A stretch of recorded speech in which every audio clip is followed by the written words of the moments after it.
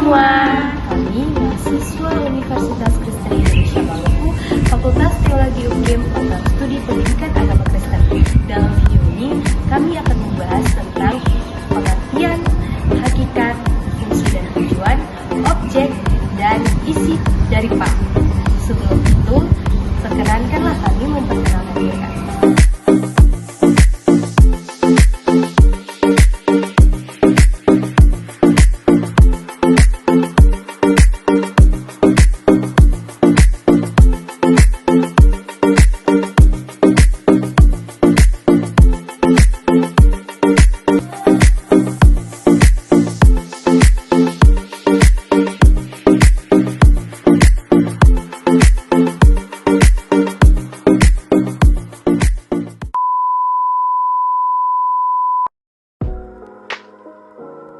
Pendidikan agama Kristen merupakan pendidikan yang diselenggarakan oleh gereja karena diamanatkan Allah sendiri, sebagaimana terlihat berulang-ulang kali dalam Alkitab, baik dalam Perjanjian Lama maupun dalam Perjanjian Baru.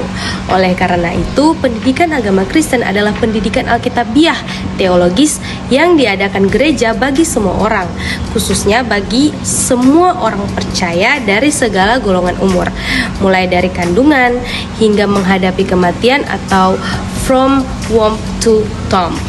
Dari berbagai latar belakang, fungsi dan kepercayaannya baik secara pribadi dalam keluarga maupun di tengah masyarakat, sehingga orang yang dididik menjadi manusia yang beriman secara kualitas dan dapat mewujudkan iman itu dalam seluruh hidupnya.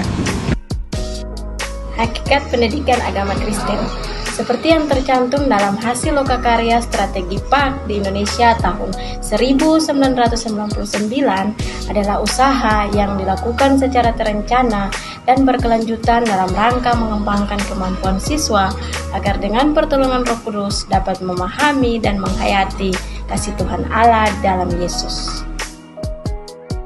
Menurut Humphrey Gaussen, tujuan dan fungsi PAK adalah agar semua pelajar dapat hidup dengan Tuhan sendiri, yang oleh dan dalam Dia mereka terhisap pula pada persekutuan jemaatnya di segala waktu dan tempat. Yang pertama, objek-objek PAK. Menurut Paul Piat, objek-objek PAK adalah untuk menanamkan dalam jiwa peserta didik suatu kesadaran akan Tuhan sebagai realita, pengalaman manusia, suatu perasaan adanya hubungan pribadi dengannya, untuk mengembangkan dalam jiwa peserta didik suatu pengertian dan perasaan, menghargai akan pribadi, hidup dan ajaran Yesus, yang semuanya itu dapat membawanya untuk dapat mengalaminya sebagai Tuhan dan Juru Selamat, setia kepadanya, serta mewujudkan itu dalam kehidupannya tiap-tiap hari, untuk memelihara dalam diri peserta didik suatu sikap progresif Kristiani yang terus dikembangkan.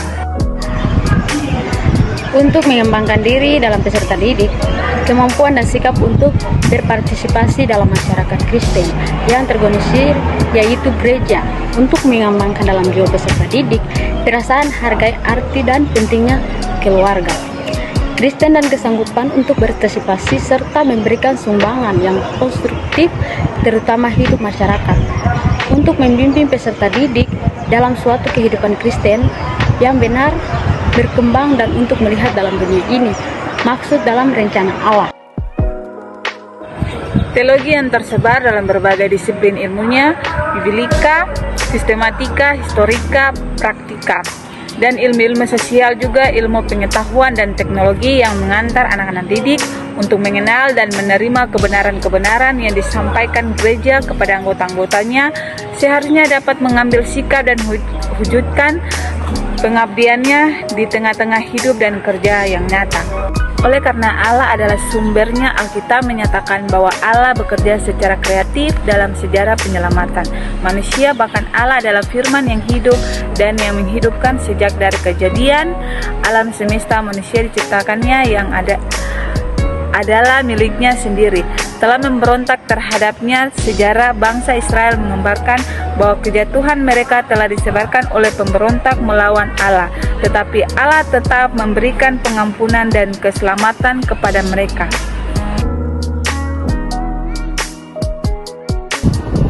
Sekian hasil video pembahasan kami. Akhir kata, sayonara.